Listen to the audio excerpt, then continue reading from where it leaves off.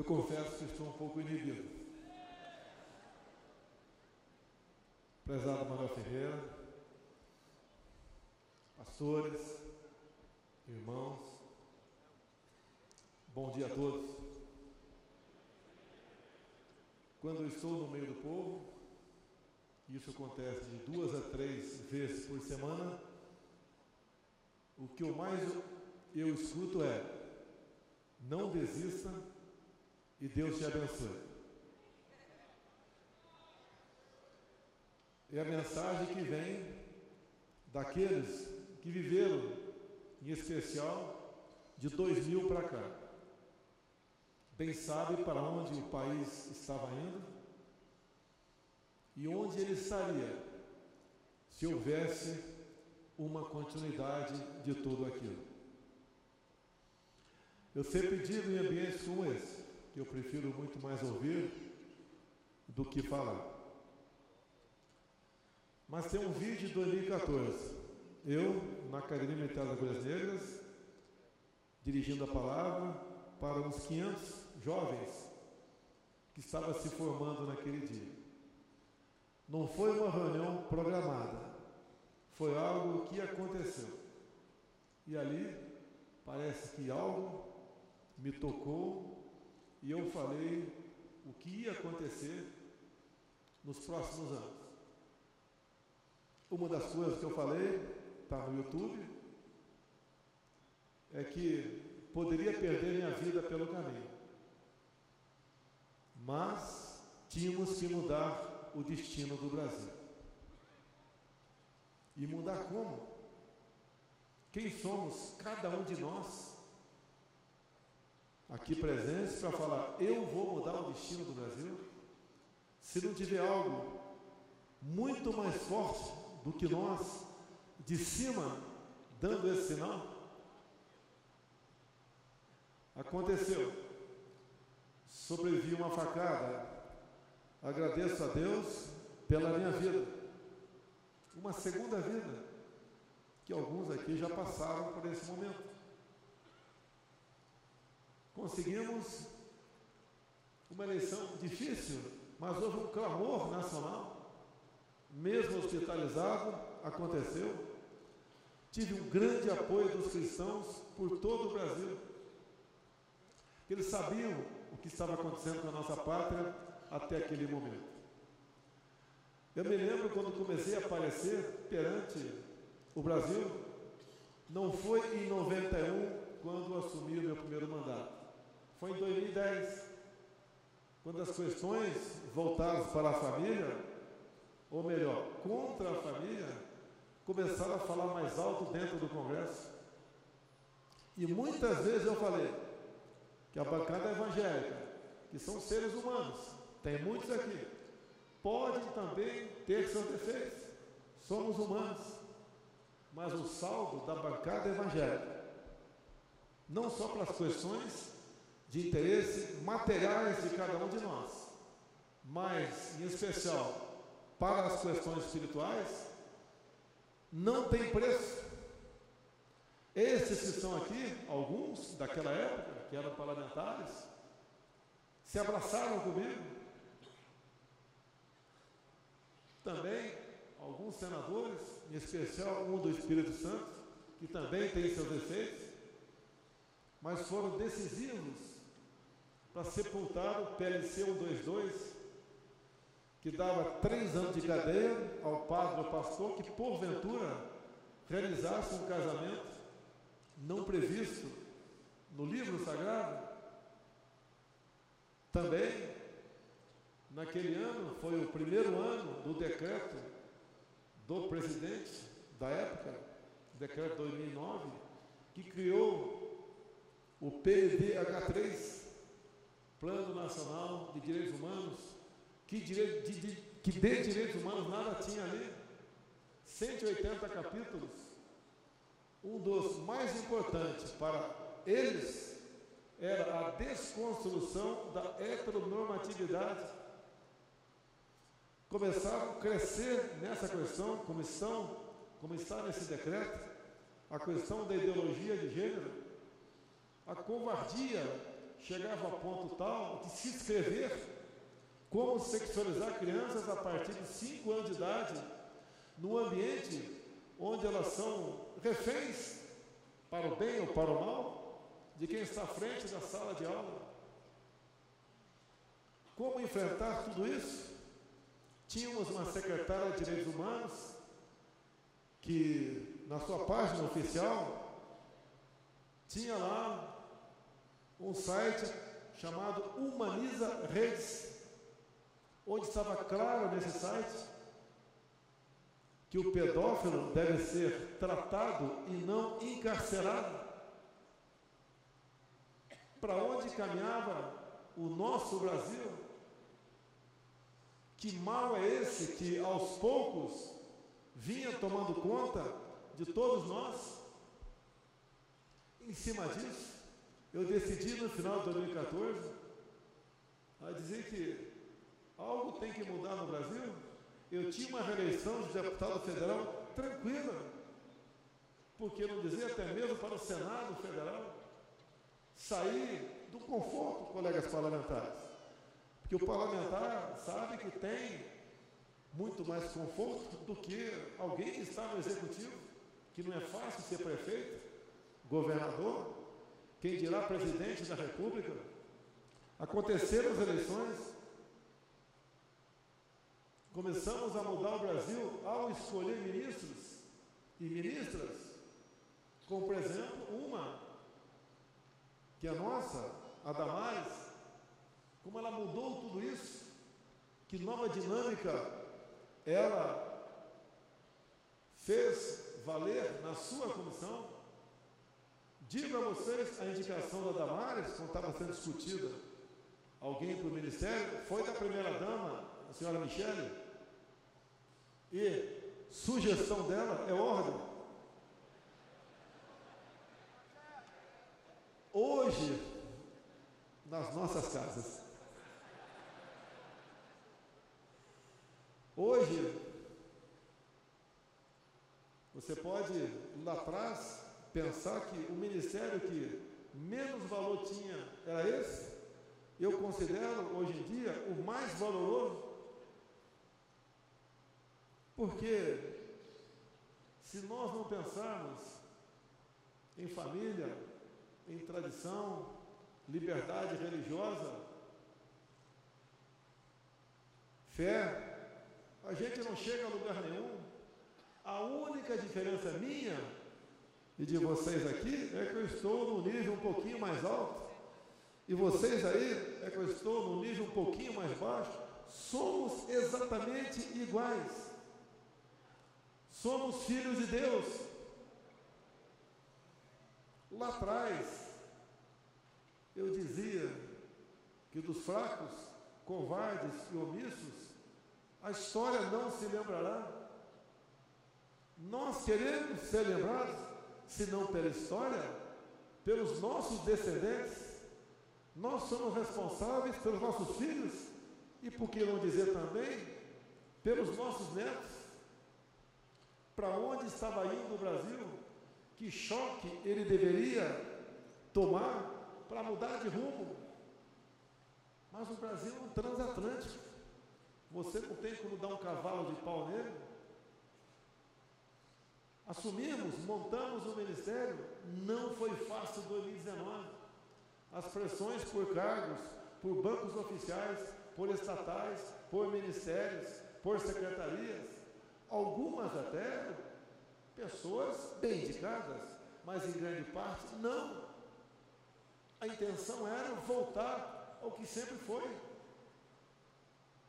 Como eu já disse algumas vezes, né? Lá atrás Salomão pediu sabedoria. Eu peço mais do que isso. Peço força para resistir e algo mais importante no meu entender, coragem para decidir. A minha caneta pode vir para o bem ou para o mal, e às vezes até bem intencionado. Se não tiver muito bem pensado o que eu vou assinar, todos nós sofremos decisões difíceis, como ir para a Rússia, pressão quase do mundo todo para que eu não fosse à Rússia em fevereiro, mas eu tinha que conversar com o presidente Putin. A guerra não havia acontecido ainda, estava na iminência de não termos mais fertilizantes para o homem do campo. Poderíamos colocar em risco a nossa segurança alimentar. Fui, conversei por quase 3 horas com ele. Logo depois a guerra eclodiu. Nós lamentamos qualquer morte, qualquer ato de violência, mas eu não tenho o poder de pacificar. Fiz o que eu pude no tocante a isso antes da guerra eclodir. E o Brasil adotou a posição de equilíbrio. Na semana passada, 26 navios com fertilizantes, vindos da Rússia e Bielorrússia, aportaram no Brasil.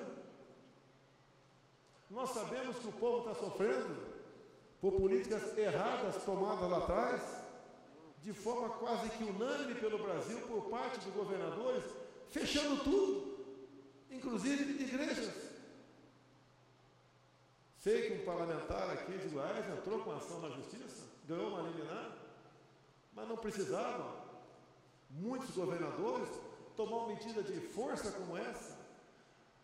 Um dos refúgios, um dos últimos locais que o homem vai, muitas vezes, quando está numa situação de desespero, é procurar ali um pastor, um padre, um líder religioso, para conversar com ele. Isso foi negado aqui no Brasil. E podem ter certeza, o único chefe de Estado do mundo que foi contra essa política fui eu. Tenho certeza que orientado, noites sem dormir, o que é comum na minha vida, refletindo, pensando, durante o dia fazendo ligações, buscando a melhor maneira de resolver os assuntos. Hoje temos estudos que o lockdown não salvou uma vida sequer. Estudos de fora do Brasil. Pelo contrário, fez com que a economia sofresse um baque muito forte. E nós sofremos as consequências disso no mundo todo. Não é apenas no Brasil. Preço de alimentos, preço de combustíveis. E também foi um duro baque na educação dos nossos filhos. E eu posso falar porque eu fiz a minha parte, apesar de tolhido pelo Supremo Tribunal Federal em conduzir o destino da nação no tocante ao combate ao Covid. As universidades foram fechadas, não por mim. A Academia Militar das Mulheres Negras, a Academia da Força Aérea, o Escola Naval não fechou. Eu decidi não fechar. Não morreu nenhum cadete. Orientei, posso falar agora, meus comandantes de força, como proceder nessa questão, depois de muita conversa, debate, porque estavam tratando de vidas. Disse-lhes que não podíamos tolher os médicos da sua liberdade, de um momento grave como aquele que estávamos vivendo, e ele receitar o que ele achasse que fosse melhor, em comum acordo com os familiares, para aquele paciente. E quem agiu dessa maneira,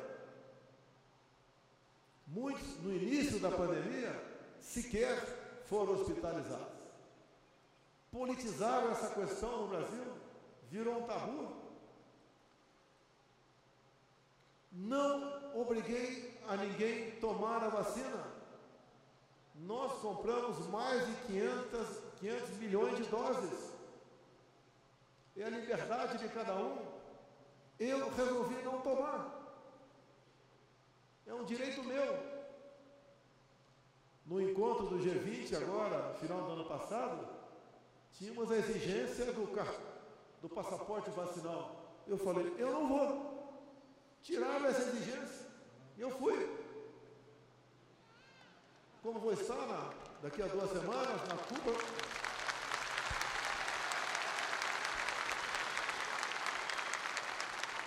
Vou estar na Cuba das Américas, depois de conversar com o enviado especial do presidente Joe Biden, como seria o tratamento dispensado ao chefe de Estado de um dos países mais importantes do mundo, que é o Brasil? Não iria jamais lá para ser moldura de uma fotografia? Tem uma audiência bilateral de pelo menos 30 minutos com ele? Tive 3 horas com o Putin. A resposta foi sim. Então iremos falar a posição do Brasil, falar do que havia tratado com o presidente Donald Trump, enquanto ele era presidente, para continuarmos essa política. É para o bem dos nossos povos. Disse-lhe mais: eu sou um chefe de Estado, com toda certeza, dos últimos que tiveram no Brasil, que mais respeita e admira o povo americano. Não podemos continuar dessa maneira. Assim como sou bem tratado pelo presidente ou primeiro-ministro de Israel, um país exemplo para nós. Por que eu falo exemplo? Eu sempre disse: olhe o que Israel não tem e veja o que ele é. Olhe o que o Brasil tem e o que nós não somos. Onde está o erro? O que está falhando nessa engrenagem? É a nossa classe política. É a falta de conhecimento, muitas vezes, ao povo brasileiro, que tem uma passagem bíblica: por falta de conhecimento, meu povo pereceu.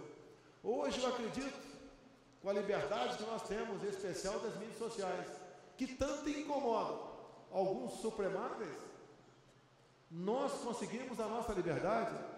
Nós não somos imbecis que passamos a ter voz. Nós somos cidadãos que conseguimos, com informação, olhar os imbecis que sempre comandaram o Brasil.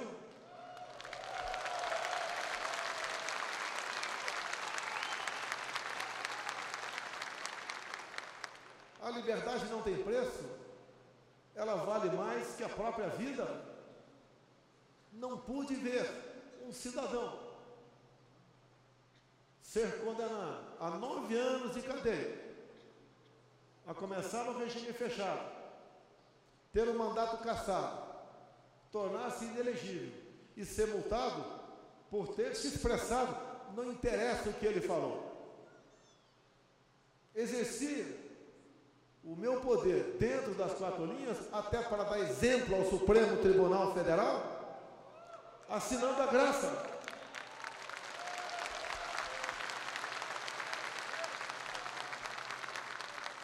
Nós devemos respeitar os outros poderes, nunca temer.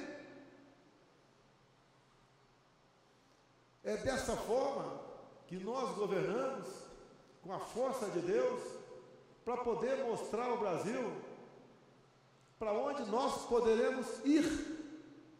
Ninguém tem o que nós temos. Uma das ordens que eu dei, por exemplo, ao Ministério das Minas e Energia, que eu não quero qualquer contrato com outro país para explorar nióbio em nossa pátria. Catalão foi entregue, Araxá estava na iminência, segurei. 6 Lagos, no Amazonas, estava conversando com o presidente americano para explorarmos com valor agregado. Chega de entregar o que nós temos in natura. Chega de exportar um navio de minério de ferro e receber uma canoa de laptops ou um punhado de chips. Isso que nós exportamos é finito, é nosso. Lá atrás não criaram a OPEP. Nós não precisamos criar uma organização dos países exportadores de minério. Nós somos o maior exportador de minério. Vamos honrar os contratos.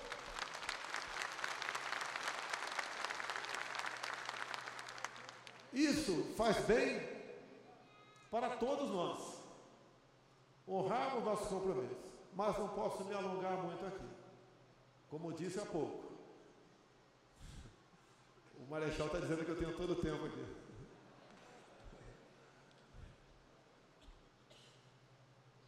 Nós somos um país de 8,5 milhões de quilômetros quadrados, que se formos escolher apenas Roraima, tem alguns aqui que se apresentaram, vindo de lá, um país, um estado fantástico. E o que eu falava e falo agora é verdade. Se um dia eu for rei de Roraima, em 10 anos eu tenho uma economia semelhante ao Japão. Lá tem tudo. Não apenas minério de ferro, tem o Vale do Rio Cotingo, que pode ali dar energia para todo o Nordeste e para parte da região norte do nosso Brasil. Mas por que não é explorado? Reservas indígenas. Em falando de reservas indígenas, uma coisa muito importante, que interessa para o homem do campo e a cidade.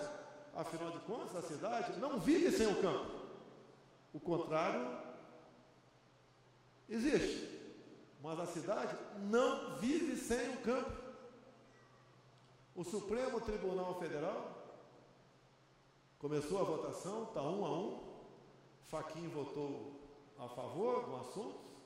O Cássio votou contra. O próximo voto agora, daqui a 2 semanas, é do Alexandre de Moraes. Estão rediscutindo um novo marco temporal para as questões indígenas. O que é isso? Pela Constituição de 88, quem ocupava terras, os índios até aquele momento, a terra é deles. Esse novo marco temporal diz que não. Quem porventura hoje ocupar o sítio de vocês, se um indígena ocupar o sítio de vocês, por livre e espontânea vontade, ou levado por alguém para lá, o seu sítio passou a ser terra indígena. E o que temos de concreto nisso?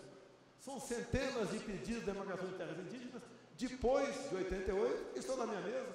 Eu poderia dar prosseguimento, determinando o Ministério da Justiça, se não uma portaria. E logo depois um decreto meu. Mas eu estou cumprindo a Constituição de 88. Olha a importância que eu falo para os senhores aqui. E a coisa mais importante, tirando obviamente a nossa fé, que eu vou falar nesse momento. E quem está falando, eu faço questão de dizer, não é o capitão nem o Jair, é o presidente da República, Jair Bolsonaro. Olhem só. Se o Supremo decidir pelo novo marco, isso significa que hoje nós já temos uma área do tamanho da região sudeste demarcada como terra indígena, 14% do território nacional. Se o Supremo decidir que, pelo novo marco temporal, essas centenas de pedidos para demarcar terras indígenas, legalmente, eu tenho que botar para frente. Isso significa nós demarcarmos para essas novas centenas de reservas indígenas o equivalente a uma região sul do Brasil. Imagine mais uma área do tamanho do Rio Grande do Sul, Santa Catarina e Paraná. Somando a área já existente de São Paulo, Minas Gerais, Espírito Santo e Rio de Janeiro. E pela localização geográfica dessas novas áreas, nós anulamos uma outra área tamanho do estado de São Paulo. Ou seja, acabou a nossa economia, acabou a nossa segurança alimentar. E agora diz o presidente da República aqui, não é ameaça, é uma realidade. Só me sobra uma alternativa. Pegar as chaves da presidência, ou melhor, 2 alternativas. Pegar as chaves da presidência, me dirigir ao presidente do Supremo Tribunal Federal e falar, olha, administra o Brasil. Ou a outra alternativa, não vou cumprir.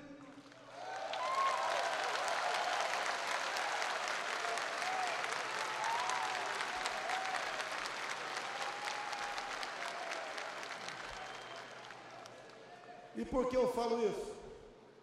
Depois do João 8,32.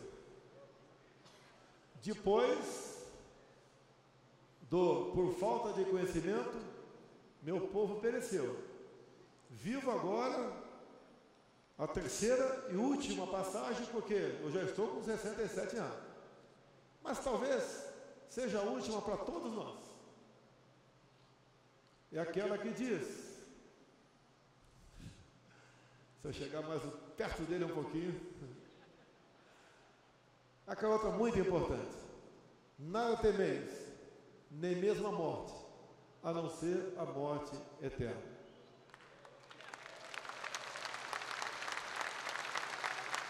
Porque, para nós militares, quando sentamos praça, selva, quando sentamos praça, juramos dar a vida pela nossa pátria. Por vezes, esse juramento pode se transformar num momento onde você vai ter que provar, não perante vocês, perante a consciência de cada um de nós, se aquele juramento foi para valer ou não. Pode ter certeza, não sou mais corajoso ou mais homens que qualquer um dos demais 200 e pouco milhões de brasileiros que temos nessa terra querida. Mas sei que nós somos pessoas que tudo faremos para defender a nossa pátria, para deixá-la da forma como está para melhor, para não retrocedermos, para poder olhar para trás, se dirigir aos seus filhos e aqueles como eu que têm netas, falar: olha, eu fiz a minha parte, eu não quero a morte eterna, eu quero honra, quero dignidade, e devemos mostrar a todos que esse Brasil é nosso. Não podemos entregar nossa soberania a quem quer que seja. Indo para a conclusão, quando falo em soberania, quando acabei a reunião com o presidente Putin, fomos conversar com a imprensa e ele me falou antes: aqui eu falo com a imprensa e não tem pergunta, estou na tua casa, parabéns. E fomos. Ele falou, e quando eu falei, eu agradeci ao presidente Putin, porque em 2 momentos, na reunião das grandes potências, foi discutido, ou melhor, começaram a discutir a relativização da soberania sobre a Amazônia. E ele, com o poder de veto que tinha, falou: a Amazônia é dos brasileiros, esse assunto não tem que entrar na pauta. Eu agradeci o presidente Putin, publicamente.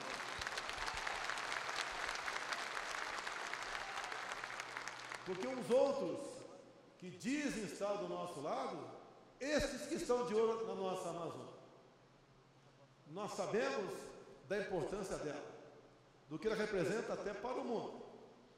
Lá não tem girafas nem hipopótamos. O que eles querem é exatamente outra coisa.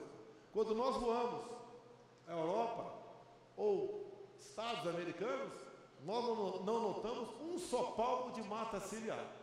Não são esses que têm que vir ditar regras para nós aqui no Brasil.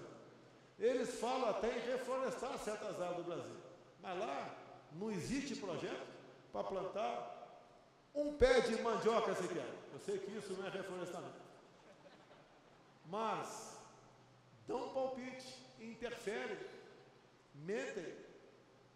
E nós fizemos há poucos dias um encontro com o Elon Musk, um homem que raramente sai do seu país, Estados Unidos, e raramente encontra com o chefe de Estado. Veio se encontrar conosco, conversamos por quase 2 horas, ouvimos a proposta dele, que não é nenhuma proposta para tirar alfine lucros do nosso país. O que ele quer no tocante à Amazônia, levar a internet para todos, quer também disponibilizar sua rede satélite, para que tire fotografias de verdade da região, para mostrar se lá pega fogo ou não. Nós sabemos que não pega, floresta úmida não pega fogo, mas o Brasil tem que deixar de ser atacado o tempo todo, interna e externamente, com pessoas que querem apenas, no momento, tirar o governo daqui, como se o outro que esteve à frente do executivo por 8 anos e mandou em mais 6, fosse realmente a solução para a nossa pátria. Concluo, quando se fala em governos pelo Brasil, eu peguei o Brasil com sérios problemas econômicos, éticos e morais. Ninguém enfrentou o que nós enfrentamos. A pandemia, uma seca, geada, Brumadinho lá atrás, e uma guerra lá fora que reflete no mundo todo. Nós pegamos o Brasil numa situação bastante complicada. Agora, quando eu assumi também, a Petrobras tinha começado a pagar, no fim do governo Temer, uma dívida adquirida entre 2003 e 2015 de 900 bilhões de reais. Dívida que vinha de corrupção, de sondas encomendadas, pagas não recebidas, de refinarias começadas a ser construídas e abandonadas, de sucatas com o nome de refinaria comprada fora do Brasil. 900 bilhões de reais. Aqui tem nordestinos. A transposição do São Francisco sempre foi uma novela. Era para ter acabado em 2010, depois 2012, 2014, não acabou. Foi concluída em grande parte pelo nosso governo. Mas deixo claro, o gasto até o momento com a transposição foram 15 bilhões de reais. Se dividimos 900 por 15, só o endividamento da Petrobras, que foi loteada entre amigos, daria para ser feita 60 vezes a transposição do São Francisco.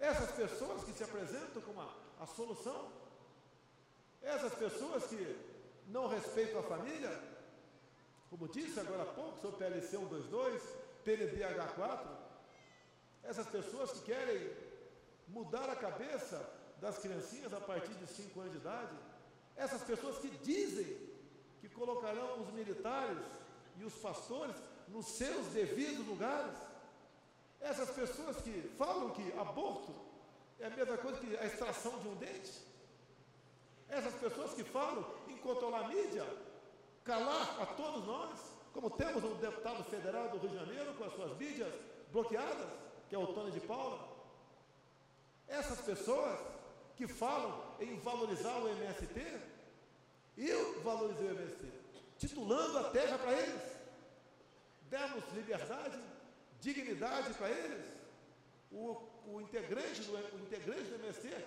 com uma terra titulada, passa a ser um cidadão pleno e amigo do fazendeiro e não mais invasor. Essas pessoas que falam que querem continuar empréstimo para ditaduras no mundo todo, nós já pagamos, até o momento, conclui o pagamento, final do ano que vem, daquilo que nos foi emprestado pela Venezuela, e eles não pagaram, e quem pagou são os senhores, dinheiro que vem do FAT, Fundo Não Para o Trabalhador. Então nós concluiremos, a grande parte eu já paguei, até o ano que vem, para o BNDES, de calote da Venezuela, 1 bilhão e 60 milhões de dólares. É isso que nós queremos para o Brasil? O problema que nós enfrentamos aqui, preço de combustíveis, preço de alimentos, entre outros, são as consequências do Fica em Casa, da guerra lá fora. Se fosse só o Brasil, eu seria o responsável. Mas ouso dizer que o Brasil é um dos países que menos sofre economicamente, levando-se em conta o mundo todo. Aqui não tem desabastecimento, temos dificuldades, mas qual é a solução para isso? É a resiliência, é ter fé, é ter coragem, é acreditar, por muitas vezes, ou quase sempre, dobrar os joelhos e buscar uma alternativa, pedir uma alternativa. Nós sabemos que temos que fazer a nossa parte, mas as coisas impossíveis, deixar na mão de Deus.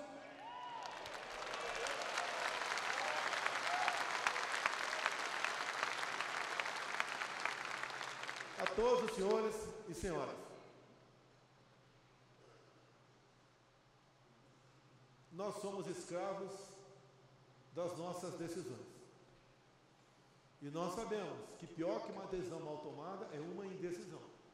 Nós temos que decidir. Vamos decidir. Vamos trabalhar. Vamos conversar com todos. Não apenas quem está momentaneamente ao nosso lado. Vamos mostrar o João 8,32.